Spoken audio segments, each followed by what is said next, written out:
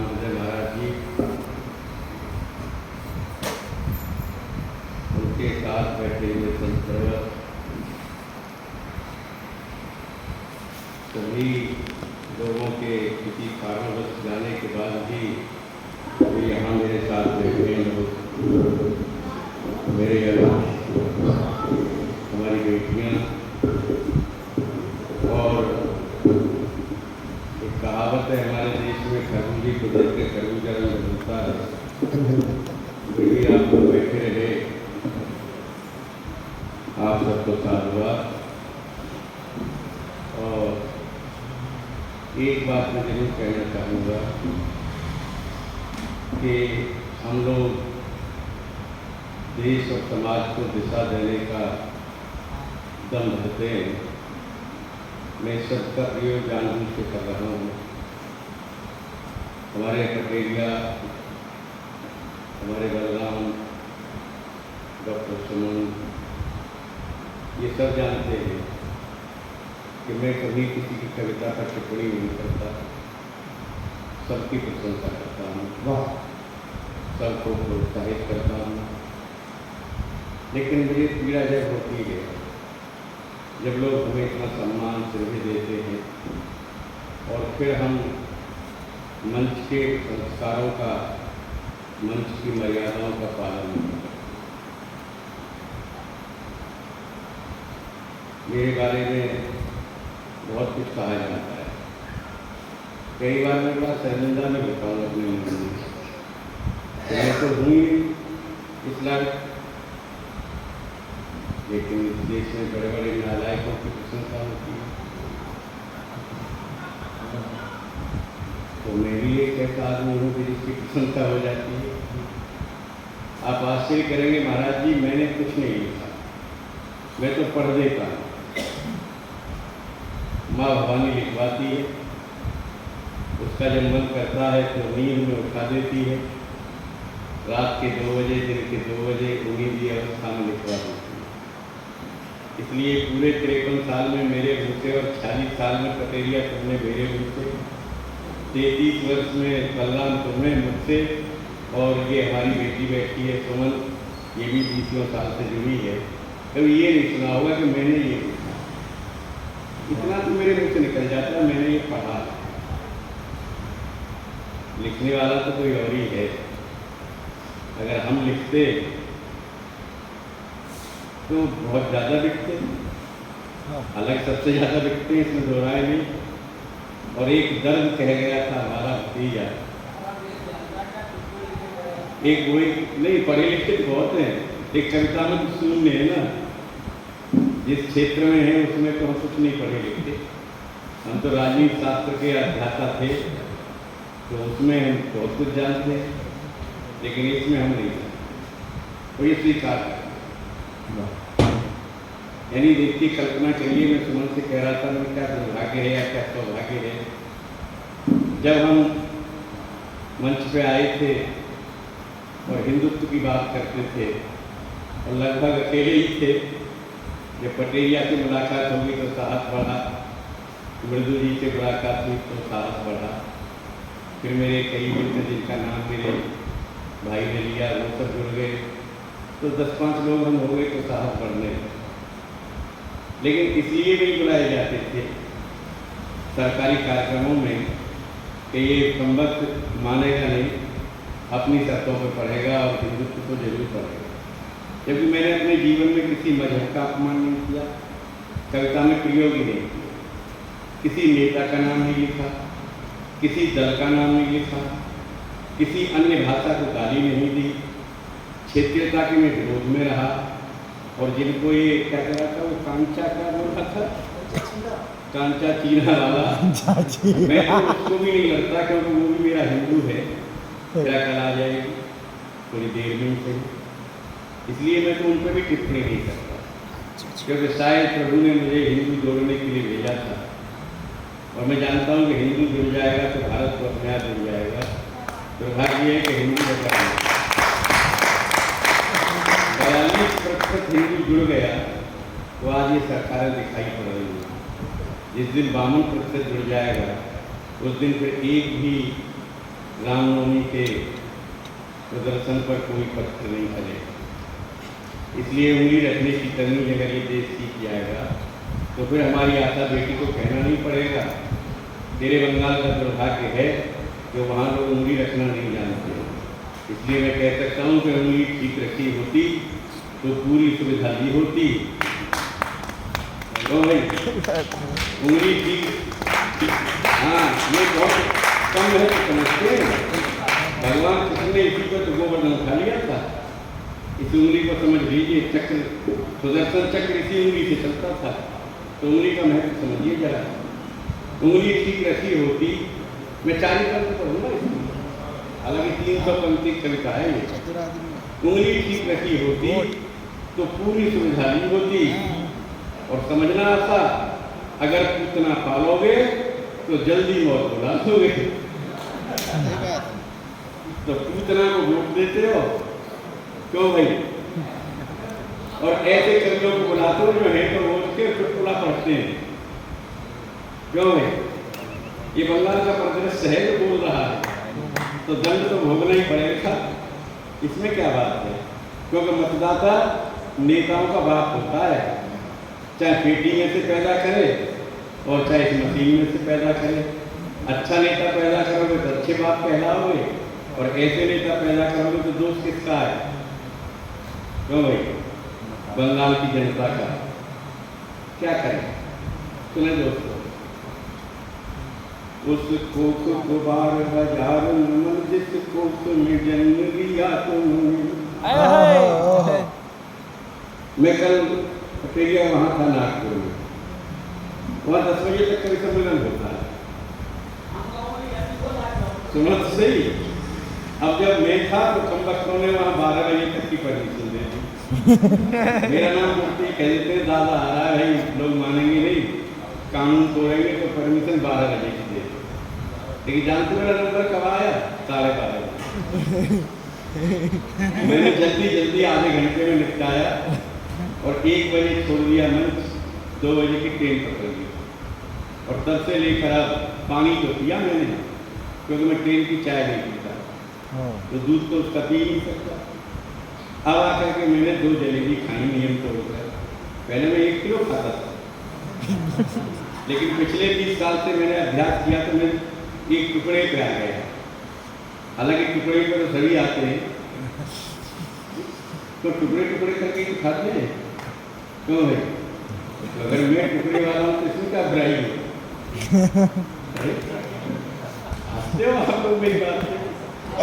तो मैं इसको बधाई देना चाहता हूँ, क्योंकि यहाँ बहुत बड़े गीतकार, बहुत बड़े साहित्यकार और सब लोग और महान लोग। लेकिन मुझे पीड़ा होती है। एक बात आज और कहना चाहता हूँ, कभी मैंने साझा नहीं किया प्रकाश सबसे। मेरे कार्य जीवन में 53 साल में लगभग 510 बार ट्रेन छूटी होगी, केवल संस्कार और मर्यादा निभाने के लिए।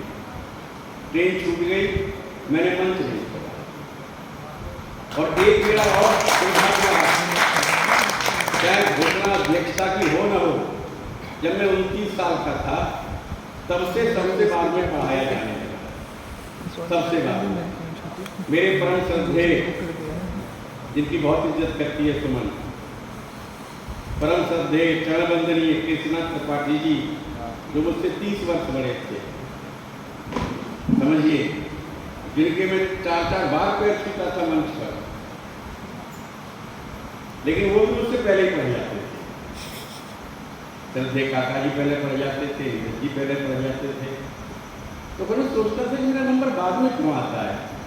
तो लोग कहते थे राम जी को पढ़ेगा तो ऐसे ही नंबर आएगा। तो ये राम जी की कृपा थी। क्यों भाई? एक कवि सम्मेलन में इसने मुझे अध्यक्ष नहीं बनाया, लेकिन पढ़वाया सबसे बाद में, है ना? नहीं, अब तो कोई सवाल ही नहीं उठता। हम मांग के थोड़ी खाते हैं, ऐसा कुछ नहीं। मैं ही मांग के नहीं खाता, मैं तो मांग के खाया नहीं। मेरा तुलसी भी मांग के खाता था, सुने दोस्तों। लेकिन 4 पंक्तियों में इसको स्वागत दादा आशीर्वाद देना चाहता हूँ बड़ा भाई के नाते, कि उसको दोबारा हजार नमन जिसको तुम्हें जन्म लिया तुमने। उस गोद को 12,000 नमन, जिस गोद में क्षीर पिया तुमने।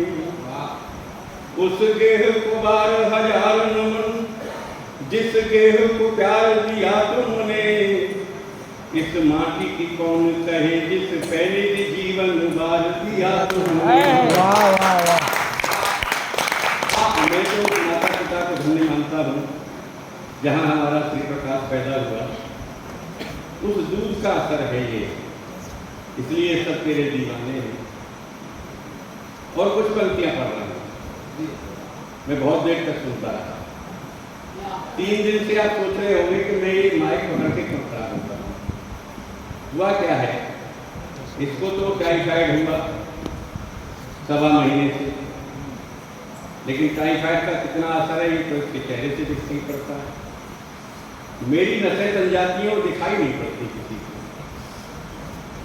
कुदरती। इतना यात्रा में बैठे बैठे तो खड़े होने में कुछ कठिनाई आती है, और बैठ में इसलिए नहीं सकता कि महाराज जी पीछे बैठे, मैं दिखाई नहीं दूंगा फिर अगर कुर्सी पे बैठ जाऊंगा तो।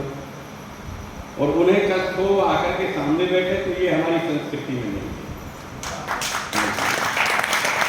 हम तो समझते हैं कि हमारा पुरोहित तो हमारा पोता लगता था, फिर भी हम उसको पैर छूते थे, समझ।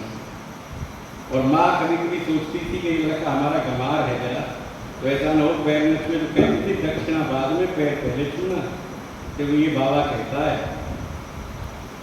तो हमारे यहाँ ये परंपरा है। मात सिंह वाहिनी में द्वार पे खड़ा हूँ, तेरे कभी का निभाऊं, घर में खबर दान दे। दान दे तू बुद्धि और विवेक, सावधान रहे, भूल से भी कर्म तो तुम का अभिमान दे। मान दे मनीषियों को भारत का मान बढ़े, मेरे जैसे पापी मूर्खों को मैया ज्ञान दे। ज्ञान दे तू गीत लिखे ने कनी, विकास के पे भक्त पढ़ने के बैरियों के युद्ध खान दे।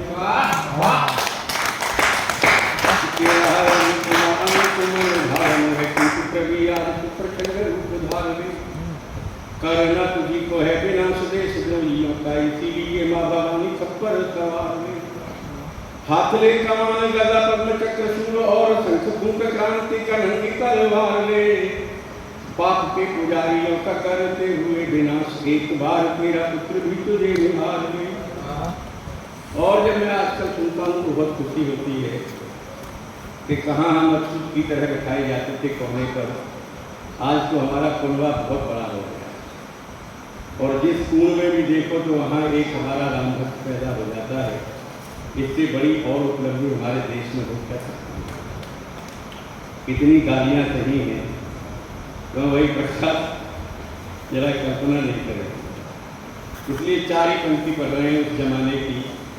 याद करिए महावीर जयंती का दिन 18 अप्रैल 1980, और तुम्हारा निधन क्या पढ़ रहा है, 4 पंक्तियाँ। मैं तो यही जानता था कि मैं घनाक्षरी पढ़ता हूँ।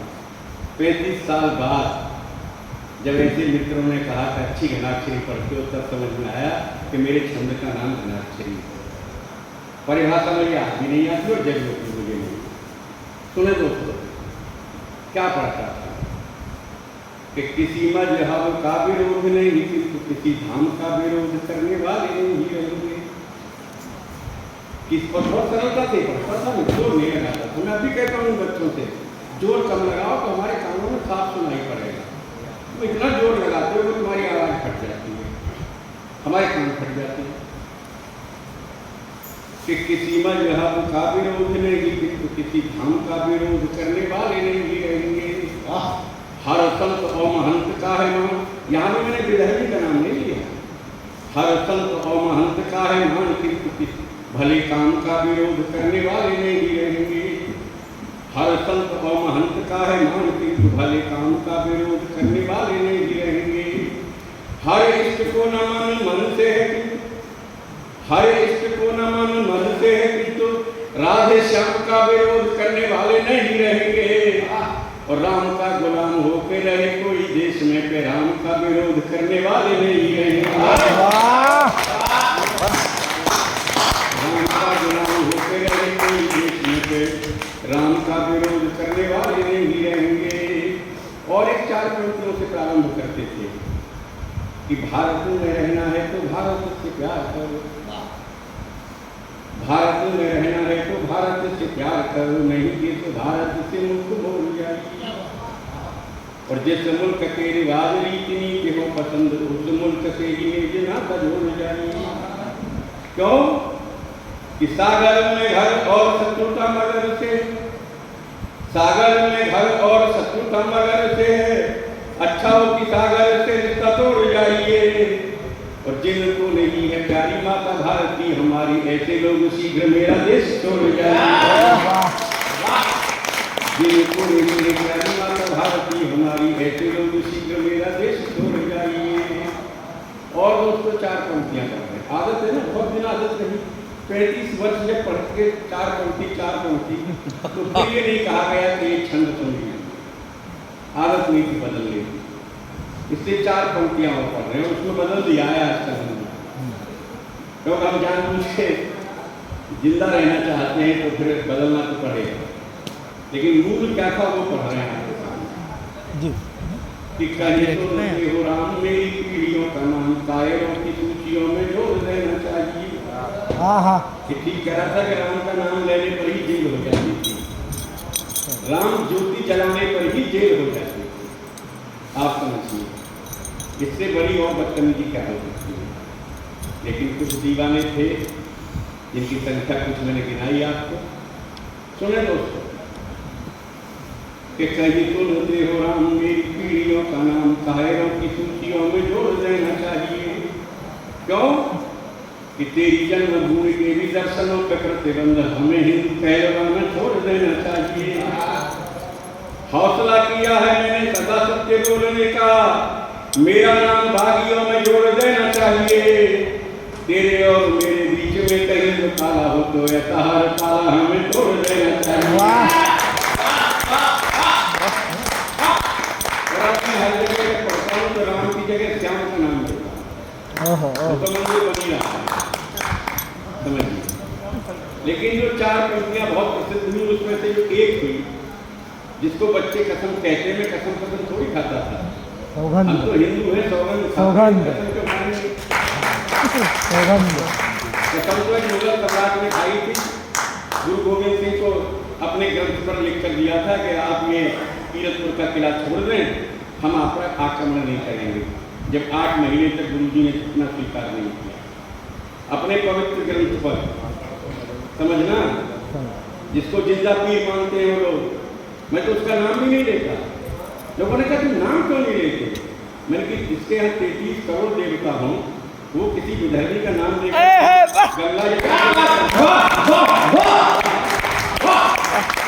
मुझे खिलाने में बहुत आनंद आता रहा, लेकिन फिर भी मैं गुड़ देकर मारने का प्रयास करता था, क्योंकि जहर देकर मारने पर 302 का मुकदमा लग रहा। और जब मेरा काम गुड़ देने से चल रहा है और चलता रहा, और लोग कितना सवाल पूछते थे कि राम राम गाएंगे, डेट नहीं बताएंगे, वोट पाएंगे, मंदिर नहीं बनाएंगे। मैं तो तभी पढ़ता था कि बनेगा मंदिर तो थोड़ी देर लग सकती है, क्यों भाई? तो उस समय जरा भी कोई सरकार के खिलाफ पढ़ता था तो उसका अपमान हो जाता। एक विधायक ने 18 अप्रैल 1980 में सहारनपुर में मेरा माइक छीन लिया। अच्छा, मैं लंबा भी पढ़ता था, जनता लंबा सुनती थी। महाकवि ब्रजेंद्र अवस्थी ये सब जानते हैं, संचालन कर रहे थे। बोले बेटा आज अपनी माँ से, जानते थे माँ भवानी का भक्त है और भवानी इसको कुछ देती है, कुछ पंक्तियाँ मांग ले जो इतिहास बन जाए। ये जैनी सुनेंगे तो तुझे ही इस एमएलए को तो एमएलए बनने नहीं देगा। तो पहली 4 पंक्तियाँ, अंतिम 4 पंक्तियाँ इस कविता जी समझिए कि सदियों से जो हुआ नहीं है वह करके दिखलाएंगे। मैं भी नहीं जानता था कि इसका बहुत प्रभाव पड़ेगा। कवि के रूप में लिखती माँ की कृपा से, सदियों से जो हुआ नहीं है वह करके दिखलाएंगे। कोई कुछ भी कहे कि तो नहीं बहकावे में आएंगे, जो बाधा बनकर आएगा उसको मार भगाएंगे। सौगंध राम की खाते हैं, मंदिर वही बनाएंगे। वाह! के अलावा कोई नहीं जानता था कि समस्या क्या है। मैं लंबा नहीं पढ़ रहा था, ये 9 बंद की कविता बन गई 4-5 साल में। और जब 86 में हमारा इनका मिलन हुआ तो 1 से 2, 1 से 3, 1 से 5, लेकिन 7 से ज़्यादा नहीं बढ़े। उस युग में 7 से ज़्यादा तो भाई ध्यान 8वां कभी नहीं था राम जन्मभूमि, और हम थे अस्पृश्य अछूत सबकी विरासत है। अगर इस कोने पर हम बैठे तो फिर हमारे पास कोई नहीं बैठे। आप जरा सोचिए, ये हम लोगों ने झेला। इसमें क्या हुआ कि जब ज़्यादा गाली मिलने लगी तो पंक्ति बढ़ती चलेगी, बढ़ती चलेगी, बढ़ती चलेगी। अभी जब ये हुआ भूमि पूजन 2020 में 5 अगस्त को, तो लोगों ने कहा दादा कुछ लिखा है इस पर। हमने की माँ भवानी जब लिखवाएगी तो लिखेंगे। 8 अगस्त को दिन के 2 बजे मैया ने हमें 4 पंक्तियाँ दे दी, तो वो 4 पंक्ति आपके चरणों में। वाह, ये 500 साल पुराना है दोस्तों, हमारी कोई बहुत बड़ी उपलब्धि नहीं है। उन्हें कहाँ भूल जाओगे जिन्होंने वंश लुटा दिए अपने। तो अंतिम 4 पंक्तियाँ श्री प्रकाश के खाई थी सौगंध राम की, कुछ ने 500 साल पहले, हमने 43 साल तक खाई थी सौगंध राम की, पूर्ण कर रहे राम सुनो। कभी की ये विनम्रता भी होनी चाहिए। खाई थी सौगंध राम की, पूर्ण कर रहे राम सुनो। अपनी काया का स्वयं का राम कर रहे काम सुनो। अपनी क्या का स्वयं का राम कर रहे काम सुनो। होगा भव्य राम जैसा ही श्री राम का धाम सुनो। प्राण प्रतिष्ठा होने तक अब होगा नहीं विराम सुनो। वाह, प्राण प्रतिष्ठा होने तक अब होगा नहीं विराम सुनो। ये खास पंक्ति सुनना दोस्तों। कर सपना साकार अवध का, कर सपना साकार अवध का, मथुरा काशी जाएंगे। कर सपना साकार अवध का, मथुरा काशी जाएंगे। पंक्ति सुनना पहले पूरी। सौगंध श्याम की खाते हैं, हम मंदिर वहां भी बनाएंगे। वाह, जिंदाबाद। सौगंध श्याम की खाते हैं, हम मंदिर वहां भी बनाएंगे। निर्णायकों में अगर मैं होता ना तो पहले मथुरा का ही आंदोलन शुरू करता। सही। तो वो सरकारें तो बनती नहीं जो गोलियां चलाती थी। समझ गए? यही पॉलिटिकल साइंस पढ़ने का फायदा है। लेकिन निर्णय कर लिया तो कर लिया। और दोस्तों मैंने इसलिए याद किया अपने उन 500 साल पुराने वीरों को कि अगर वो नहीं होते, उन्होंने राम जन्मभूमि के लिए संघर्ष नहीं किया होता, तो निगल जी की कलम से, माँ की कृपा से भी एक पंक्ति नहीं निकलती। ये हमको ध्यान में रखना चाहिए। जब हम कुछ पढ़ते हैं तो सोचना चाहिए कि वातावरण क्या था और वातावरण क्या है। उन्होंने गुलामी के समय संघर्ष किया। तुलसी बाबा लगता था अकबर के जमाने में पराधीन सपने सुखनाए होते। आप जरा सोचिए, ये बहुत बड़ी बात थी। एक शोध हो जाता है एक पंक्ति पर, तुलसी की पर। ये है तुलसी। मैं कुछ उसी जमाने के 2-4 बंद कर दूँ, अगर पढ़ देता। मैं शुरुआत कहाँ से करता था वो आज पढ़ देता हूँ कि जिस जनता की बलिदान से आजादी मिली, उस जनता को कोई काम भी मिला नहीं। और जिन्होंने लुटा दिया था भारत पैसा वो कुछ, उन्हें इस भारत में नाम भी मिला नहीं। शहीदों के घर वाले झूठे कब धो रहे हैं, शहीदों के घर वाले झूठे कब धो रहे हैं। दाम की तो बात क्या, दाम भी मिला नहीं। और सत्ता के सौदागरों को सभी सुख मिले होंगे, किंतु हमें तो हमारा नाम भी मिला नहीं। नाम तो मिल गया। अब आजकल हम पढ़ देते हैं महाराज जी कि सत्ता के सौदागरों को सभी सुख मिले होंगे, किंतु हमें तो हमारा श्याम भी मिला नहीं। और दोस्तों लोग पूछते थे, मैं तो बहुत देर पढ़ता था, कभी कभी तो मैं 4-4 घंटे पढ़ता था माँ की कृपा से। लेकिन अब तो मेरा हाथ काम थोड़ा कम रह जाता है, बच्चे पढ़ देते हैं, सब मेरे मित्र पढ़ देते हैं, तो मेरा काम हल्का हो जाता है। मेरा भी लोग कम हो। उस समय था जो चाहे पढ़ दो, ये स्थिति थी। तो उस युग में जब लोग कहते थे कैसे बनाओगे मंदिर, इतने वीर राजा नहीं बना पाए, तुम्हारी तो औकात क्या है, अदना से कवि हो। तो हम फिर पढ़ देते थे माँ की कृपा से कि कोई ये न सोचे हिंदू का है सत्य में। और जब मेरे मित्र मुझसे पूछते दूसरे दल के कि भाई साहब हमारी कोई भी उपलब्धि नहीं है, मैंने कि तुम्हारी उपलब्धि केवल 66 साल की ये है कि तुम्हारे शासन में लोग हिंदू शब्द का प्रयोग करना भूल गए थे। और राजनीति में 2 लोग थे हिंदू शब्द का प्रयोग करने वाले, एक से दीनदयाल उपाध्याय और एक से डॉक्टर राम मनोहर लोहिया, दोनों की गिरफ्तार से हत्या की गई थी दुनिया में। कोशिश तो हमने हमें भी मारने की की, लेकिन हम जिंदा रहे, वरना क्या नहीं हुआ था। अब कल्पना करिए, हमसे तो कोई खतरा ही नहीं था, मैं तो राजनीति में ही नहीं था, मैं तो किसी की शिकायत ही नहीं बस करके ही तो पढ़ता था। तो कवियों के चाकू मारे जाते हैं, कवियों पे मिनिस्टर गुंडे लेकर आक्रमण करते हैं, पैर तोड़कर चले जाते हैं, कवियों को जेल भेजा जाता है, और लोकतंत्र की बात करते हैं जो अगले लोग इस देश में। सुनिए जरा, ये पीड़ा है दोस्तों। आप सौभाग्यशाली हैं कि आज कम से कम वो हिंदू जागृत है जो जातियों में रहता है, जो घर में कोशिश अब भी हो रही है। हम पढ़ते थे धरने से माँ की कृपा थी, क्योंकि एक पंक्ति पढ़ ली थी जहाँ पे कृपा राम की हो, पूरी चौपाई भी याद नहीं थी कि कोई ये न सोचे हिंदू का सच है, हर पापी का कपाल फोड़ सकते हैं। कोई ये न सोचे हिंदू का सच है, हर पापी का कपाल फोड़ सकते हैं हम। गोलियों बंदूकों की किससे परवाह, यहाँ चाहे तो समय की धारा मोड़ सकते हैं हम। बात क्या है दलों की औकात क्या है, पानी पत्थरों से भी निचोड़ सकते हैं हम। और बाबरी पे बच्चों ने लगा कि ध्वज सिद्ध किया, ऐसी हर बाबरी को तोड़ सकते हैं हम। वाह वाह।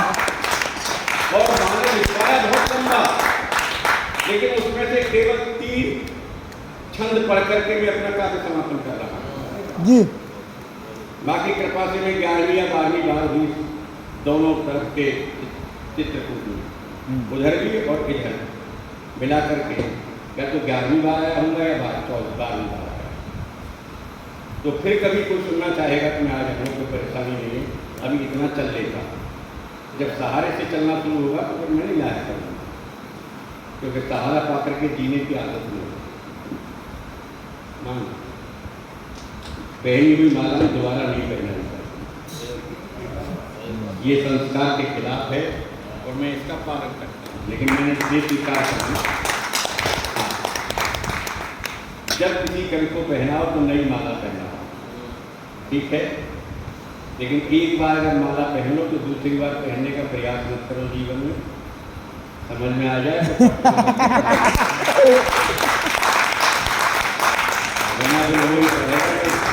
क्या कहा था इसमें कि तू अगर दशरथ बन जाएगा तो मैं द्रौपदी बन जाऊंगी। लेकिन द्रौपदी के आचरण को उसने समझा नहीं, कहानी क्या है, ये अलग अलग बात। कभी कभी लोग मुझसे कहते हैं कि तुम तो व्याकरण नहीं जानते, उनकी शब्द शक्ति तो जानता हूँ, और बोले तुम रामायण का इतना क्यों बोल लेते।